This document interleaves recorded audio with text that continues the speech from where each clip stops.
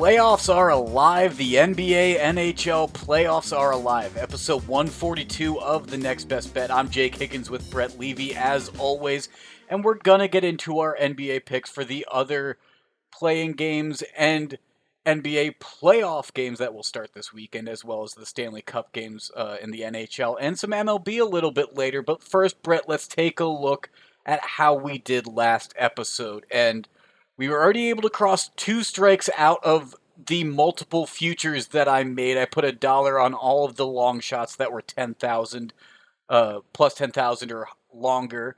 The Hornets and Spurs both lost, but also my Tuesday games, not that great. I went 4-2. We got the Warriors. Lakers just tipped off. But you and I are both on the Warriors, and I'm a little worried because our Seattle bet, you and I, one went money line, one went spread, one went money line, one went run line. But for Seattle, it didn't matter. Yeah, that's on us. Seattle Mariners are bad, I blame us, Higgins, but that was actually the second time the Seattle Mariners were no hit in their home ballpark this year. Not only this year, this month, Higgins. Lots of no-hitters this year, and one stat I saw on Twitter, lots of no-hitters by 28-year-olds this year. Might be something to watch out for as we're going on. The MLB record's 7 in a season, though. We're already at 5. Yeah, we're definitely gonna break the record this year. The pitching, the no hitters, the strikeouts, it's been crazy this year. And then we've got the big saga from the White Sox, who, they've got their catcher blasting home run balls off position players, and then their catcher gets thrown out the next day, and their manager backs the other team. Tony La Russa basically was like, "Yeah, well, the Twins were probably right for doing that." Like, what are you doing, Tony? We can get into our baseball fully a little bit more, but yeah, that was absolutely absurd. My personal position on it is I have no problem with Yermin Mercedes hitting that home run there. You don't want someone to hit a home run on a 3-0 pitch? Throw a better ball. I'm with Yeah, Trevor Bauer on this. yeah. I mean, it was a position player. I mean, they wanted to save one of their arms or something, right? So you got a position player out there Yermin Mercedes is a guy playing for a contract probably this offseason. Like, he needs these home runs, Higgins. Absolutely, he does, Brett. And before we get out of our hindsight with Higgins, let's take a look at our Levy lock and pick of the pod, Brett, because surprisingly, neither of us know whether we won or lost our pick of the pod, so it'll be interesting to give those out at the end without having the winner's rights. But going into our Beginner's Boulevard, Brett, you and I each gave out a few of these last episode, and we're going to talk about outright betting, and it's when you predict the overall winner of a tournament or a playoff competition. So, like the NBA playoffs or the Stanley Cup playoffs. We each picked someone in either of those. Yeah, Higgins, a great event this weekend to play some outright bets. It actually tees off Thursday, the PGA Championship. It's at Kiowa Island in South Carolina. It's on the ocean course. Personally, Higgins, I stayed away from this one. The ocean course is very windy. And for me personally, Higgins, I was like, I know it's going to be a European guy. I just don't know which one. So instead of betting on all of them, I'm like, you know what? I'll just enjoy as a fan. I'll take this one off because I don't really think there's any advantage in the market. You have no idea how the wind's going to play on this course. And someone could just get a lucky tee off time. We both decided to stay away from the PGA Championship in this episode. Maybe it's something that we'll post some pics on our social media in the next coming days over the 4-day tournament. But to your point about the European golfer, Rory McIlroy is the favorite to win outright at plus 1,000 in Oregon. He did just break a slump and get a win recently. Can he do it again? I don't know. I stayed away just like you did. Plus, another Beginner's Boulevard term that we've used a time or two, some bankroll management. There's so much to bet on right now. I stayed away from the NBA and NHL for a while as those regular seasons came to a close. Now the playoffs are here, and these games mean something, and I love to watch them. I love to bet on them. So that's where my time and energy is being spent in terms of making some picks for you guys, and that's where my money's going to be going as well, because that's where my eyes are going to be going when I turn on the TV. I'm with you, Higgins. Also, a quick note about Rory. One more thing positive about him, also, before we hop into the basketball. Last tournament, the PGA Tour's last time the PGA Tour stopped at Kiowa, Rory won. So maybe that's why he's the favorite too. But yeah, definitely plays in favorite to the European style. So let's hop into the NBA playoff action. And jumping into the NBA, we do have some play-in games going on right now as we are recording. Brett, the Golden State Warriors and Lakers just tipped off. The Memphis Grizzlies just beat the San Antonio Spurs. But on Thursday, we also have some Eastern Conference games like the Indiana Pacers and the Washington Wizards. Now, I don't necessarily know either side where I'm going to be on this game. I expect the Wizards to win. I don't really like the line at -3, though, so I'm not going to find myself on that or the money line. The over under at 238.5. It might be a little too rich for my blood, even though they would have hit this over in all three of their regular season games. But really, Brett, I'm just ready for the actual NBA playoffs. I'm ready for Saturday, more specifically, a game where we're going to find ourselves on opposite sides. Yeah, definitely, Higgins. You and I are squaring off in this Blazers Nuggets series. We are getting after it. I'm actually going to find myself on the Portland side with the points, Higgins, and that's because Damian Lillard in the playoffs is not a man I want to bet against. I like what Portland's done, and I think they're a little bit healthier than the Nuggets. So even though I'm a big fan of teams at altitude like the Nuggets and Jazz, I'm staying off those teams because the Nuggets have injury problems. I haven't seen Donovan Mitchell in almost a month because of his ankle. So I'm a little hesitant on some of my favorite bets, which are these teams at altitude with home court advantage. All right, all right. Now, I would typically say I don't mind your pick or I like your pick, but you know what, Brett? Right now, I hate your pick because I'm going with the Denver Nuggets -1.5, the exact opposite side as you are. You know why? Because Nikola Jokic, arguably the MVP, should be the MVP if you ask me, but who does Portland have that can stop him? I Yeah, don't think that they will be able to. And although Jamal Murray's out, so you have the possibility of Dame time starting up, of CJ McCollum having a great game. I just think when it comes down into the paint, if you slow this game down like you hinted at with the Pacers Wizards game, you slow it down, that ball goes inside, goes to the big men. No one's going to be able to stop Jokic in this matchup. yeah. I mean, I think Jokic is the best player on the court. But Dame's unbelievable, very clutch moments in the playoff history. And unfortunately for Denver, they're a little thin right now with Murray out, obviously, a few other injuries to wings and guards as well. So Denver's not at full strength. This is not the same team that we saw going into the playoffs last year. It's not even the same team as 2 months ago, Higgins, when they were a much healthier version of themselves. And I'm just honestly not buying into Denver in the playoffs right now. I'm a little hesitant on Utah too because I want to see Donovan Mitchell play first before I start backing these teams.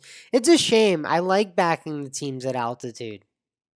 Now, it is important to look at each of these three games to see who is available compared to who's going to be available on Thursday. But in the regular season, it's important to note that the most recent game, the Trailblazers won 132 to 116.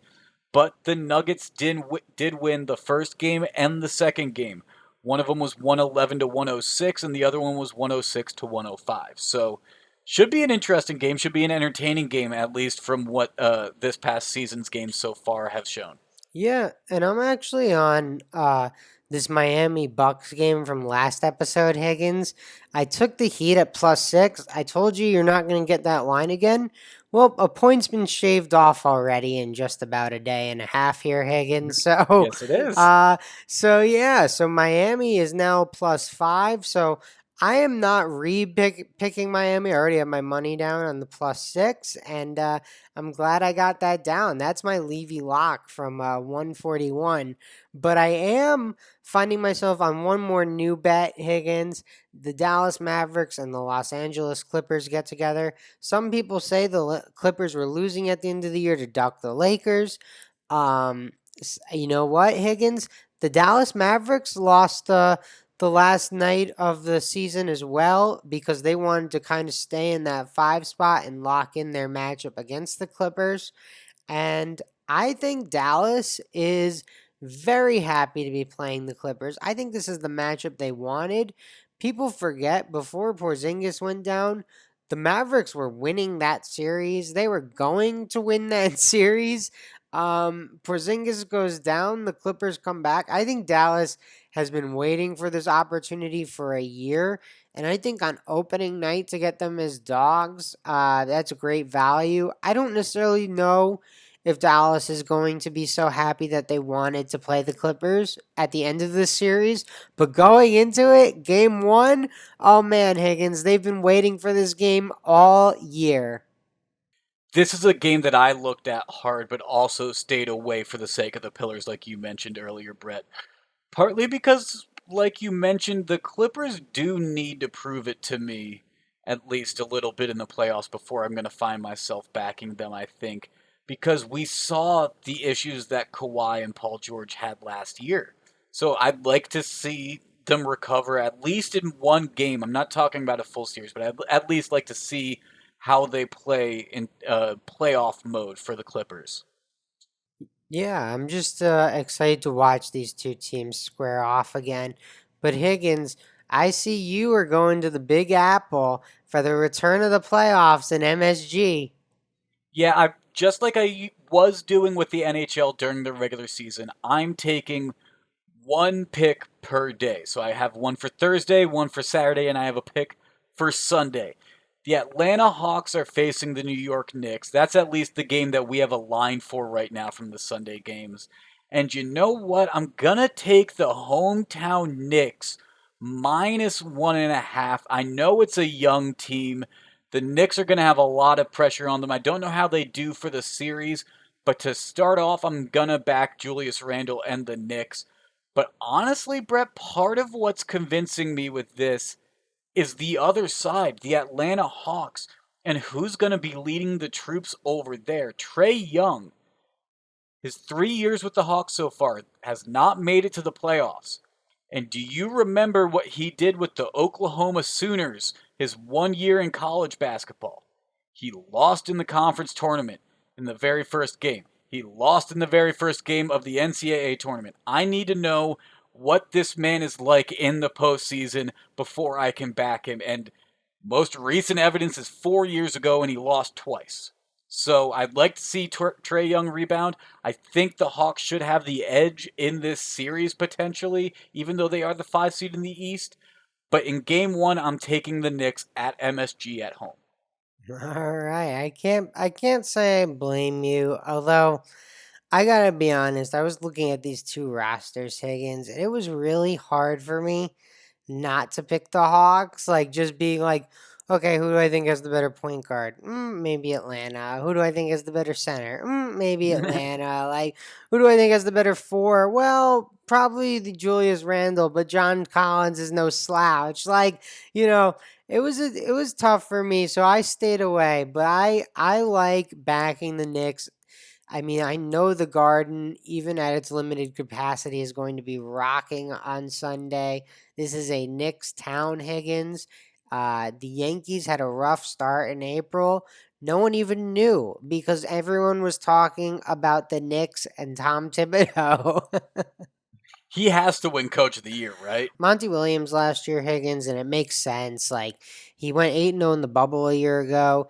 He now parlayed that into the number 2 seed in the West. He's got Chris Paul and Devin Booker and Aiton looking really strong. Although they've kind of backed their way into the playoffs, didn't look as strong in the last 2 weeks, but It makes a lot of sense. If it wasn't going to be Thibodeau, Monty Williams is a fair recipient. Yeah, that makes sense, absolutely.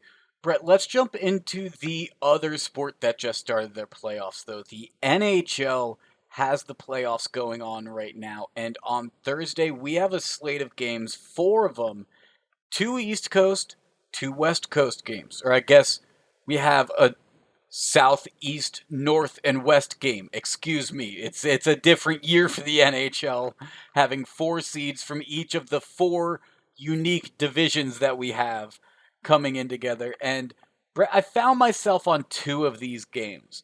First one being the Lightning -1.5 at home. They're hosting the Florida Panthers. The Lightning beat the Panthers in game one and game two when Tampa was the road team. So now traveling back to Tampa, I don't think the Florida Panthers are going to get a win in this series, to be honest. I think the Lightning are going to come back strong. They were playing strong to begin with. They got a 3-1 win in the last game. I expect a multi goal win again this game. So I'm taking the Lightning -1.5 at +180 because I mean, they got Kucherov back. The Lightning have just looked really good so far in the playoffs right now. And the Panthers traveling to Tampa, I just think they're dead in the water. Yeah, I think the Lightning are a really talented team, Higgins. I think you hammered home a lot of great points there. Florida's a team that has played Tampa tough. These games have been close. I know you mentioned it was a two-score game in their last game, but honestly, it played much closer than that, a large majority of the game. And their first one, Tampa Bay had a crazy comeback in the third to pull that one off. So the 1.5 is a little steep for me, Higgins, but the +180 there, I mean, that's why you're getting that number, right? These has been a close series, even though one of the games they would have covered the spread. I also think that +180 value is that high because of how the Lightning did against the spread during the regular season. The Lightning, they weren't fantastic. They were 24-31. But most of those losses were on the road against the spread, Brett. They were just 9-19 on the road, 15-12 at home. So the Lightning being at home in this game, hosting the Panthers, who were a little bit better against the spread, 27-28 in the regular season, but on the road they were 11-16. So I like the Lightning in this scenario. And kind of in the same token is how I got to my next pick, Brett. The Minnesota Wild are hosting the Vegas Golden Knights, and the Golden Knights' money line victory is what I'm going with in this game. The Wild snuck a game one win, but then the Golden Knights got the second one with a 3-1 win in regulation, and Vegas traveling to Minnesota has a little bit extra to prove considering during the regular season they went 1-3 against the Minnesota Wild when traveling to the Wild's home facility. So that makes me think the Wild are going to come into this game confident. They're going to come in feeling rather good because they played well at home against Vegas. But Vegas is going to come in determined, ready to prove something. I'm expecting Minnesota to maybe be a little cocky, Vegas to get the edge. -118 money line is tremendous value to me. They are still the favorites, and I was tempted by the puck line over +200, but I couldn't take it. Yeah, I think Vegas is truthfully the second best team in the West. My money's on the Maple Leafs to come out of the West because that's who the North is playing in the finals, Higgins. But I think that's because the Maple Leafs have an easier path. Vegas is going to have to go through Colorado at some point, and those two teams are just going to tear each other apart. Those are the two best teams in the West, and yeah, I think betting on Vegas until they play Colorado makes a lot of sense. Yeah, barring any surprises, it should be Vegas versus Colorado, and that would be a fantastic series. I would absolutely love to see that series. It would be really, I think that would go seven. Yeah, I mean That's the expectation, I think, amongst hockey fans. Is that's the series we all want to see. Well, Brett, let's jump into some baseball now, but we're not going to get into our Thursday picks yet because we got a money line magic first, talking about your Mets on Tuesday night. Now, we delayed our recording of episode 141 a day. We recorded on Monday night, gave out Tuesday picks, only gave us a day or two of games really to work with for a money line magic, but we sure got a good one. Saw four home runs that defined this game, Brett, starting with a two-run shot by VR in the top of the third that gave the Mets a 2-0 lead. Yeah, no, that was big for the Mets. Riley would hit a solo shot in the fifth for the Braves to cut the lead to one. But in the top of the sixth, a sacrifice fly by Pete Alonso scored my guy Frankie Lindor, baby. But bottom of the sixth, Braves first baseman Freddie Freeman answered with a run of his own, a solo shot. So if you're counting now, that's three home runs, and the Braves are down 3-2 to the Mets. But then in the bottom of the eighth, Ozana singles to right, scores a runner, 3-3 tie ball game heading into the ninth inning. But Brett, like I said, if you're counting, we only got three home runs, so something's coming up. Things started good for Atlanta. Dominic Smith struck out. Pete Alonso lined out two quick outs to start the top of the ninth. But that brings up the catcher. Because I said four home runs, so we already are foreshadowing what's happening. Thomas Nido, a solo shot, his second of the season, lifts the Mets to a 4-3 victory. It was a back and forth game a little bit, but the big bats, they came to play. Yeah, Thomas Nito hit a big home run, Higgins. The Mets are, and we probably mentioned it on the last podcast, but the Mets are so beat up right now. I was joking with some of my friends, Higgins. I was like, "Oh, good, only Taiwan Walker went on the IL on Wednesday. Like, thank God, only one guy." So yeah, Thomas Nito coming up big. He actually had a huge hit on Wednesday night, although the Mets were unable to keep their lead. They lost it in the bottom of the eighth.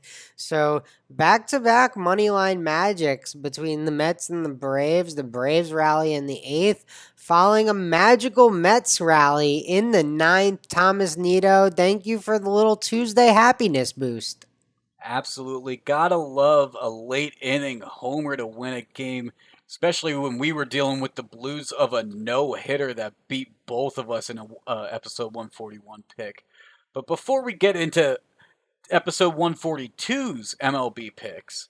Today's podcast is presented by Podgo. Podgo is the easiest way for you to monetize your podcast, providing podcasters with a flat rate for ad space so you always know how much you get when you include an ad from Podgo. Applying to become a member today and immediately be connected with advertisers that fit your audience. That's podgo.co at podgo.co. And be sure to add our podcast in the How Did You Hear About Podgo section of the application. Now, Brett, jumping into the MLB, we have a full slate of games like we have had for a while now, including a double header between the Twins and the Angels. And because of the interesting rules, it is important to note that these are 7-inning games, people. Remember, doubleheaders are 7 innings now, not 9 innings. MLB kept that rule from last year. Right. No, that is important to note, Higgins.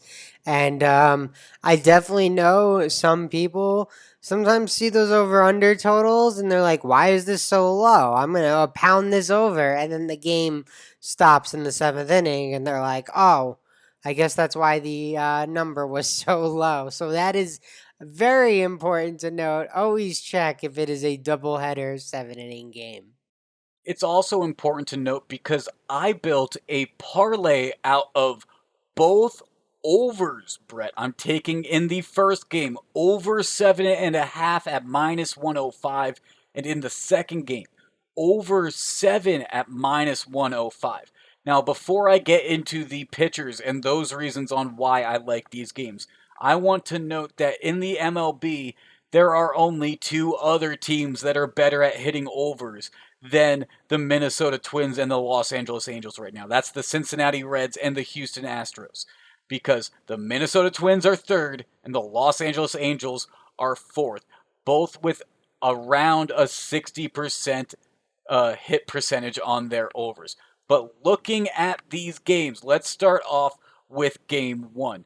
We have Lewis Thorpe on the mound for the Twins against Griffin Canning. Both of these guys have ERAs over 4.5, so I'm expecting some big shots. I'm expecting them to go into the bullpens maybe early, and that will just inflate the runs here. And then in game two, you take a look, and the Twins have Jose Barrios, who's a 3.74 ERA, facing off against Dylan Bundy, who is 0 for 5 on the season, has not won one of his starts yet, has an ERA above 6.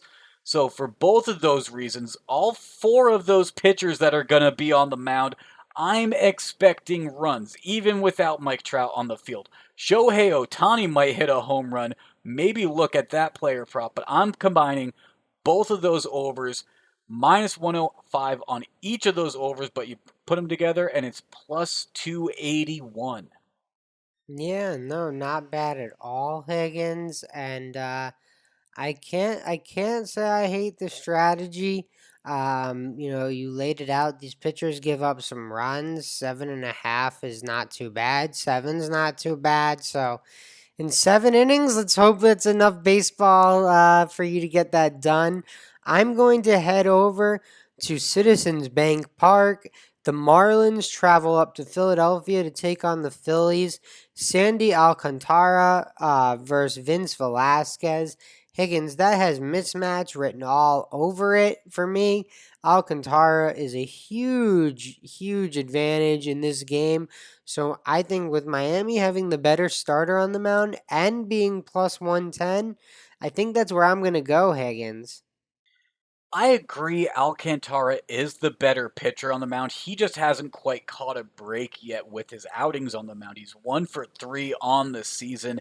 He's had 5 outings in total, so he's been actually he's 1 for 3 on the season, 5 outings in total. They've won 2 of those, so he wasn't in a position to grab one of those wins. But I agree, Alcantara is the pitcher to back in this one. Yeah, Vince Velasquez, not the guy you want to be laying your hard earned dollars on. Nope, absolutely not. And Brett, another quick thing I wanted to note about those two overs that I was on, I was thinking about taking them individually. The reason I'm not going to do that is because if one hits and the other one doesn't, then I still owe the book money. So why would I take them individually? Might as well just throw them together into a parlay. You know what I mean? It definitely you're not a defensive gambler at all, Higgins. You go all to quote the new Jets coach, all gas, no brakes.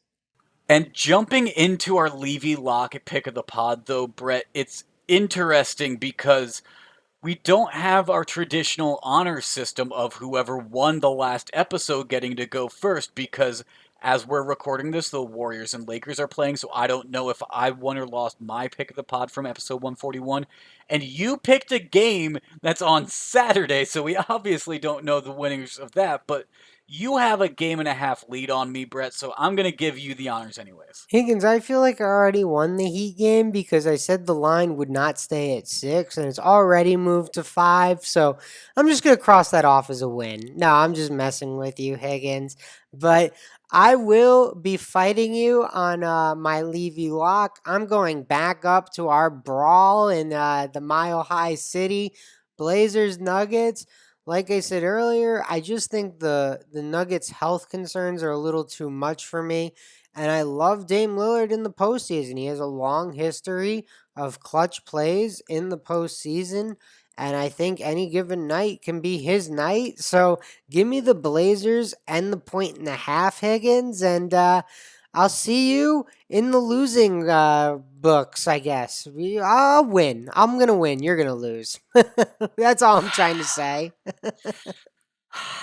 Brett, I wish I could tell you I like your pick, but obviously, like you mentioned, I'm on the other side of your pick. But To be honest, there's gonna be no ambiguity in terms of the winner and loser of next week's episode because my pick of the pod's gonna be the Nuggets minus 1.5. So we're gonna have a clear-cut winner and loser in terms of our locks going head to head here. And I'm kind of going back to my reasoning that I have with the Nuggets to begin with. Who's covering Nikola Jokic? I have no clue who the Trailblazers are going to be able to put on him to be able to stop him. The NBA's tempo, if it slows down like you expect it to in the NBA, I expect that to mean big men get more involved. Jokic gets more attempts, maybe gets to the free throw line more. I like the Nuggets minus 1.5 at home here. All right, Higgins. Well, F you. Well, you're going to want to make sure to tune into our social media because I'm sure there's going to be some things said and some picks made between now and our next episode. We hinted at the PGA Championship. Who knows? Maybe we'll have some round 2, round 3, round 4 picks to be made that we'll put out on our social media. That's at MBB Pod on Twitter, at Next Best Bet on Instagram, and the Next Best Bet Facebook page and YouTube channel. This has been episode 142 of The Next Best Bet. For Brett, I'm Jake. We'll talk to you again after the weekend.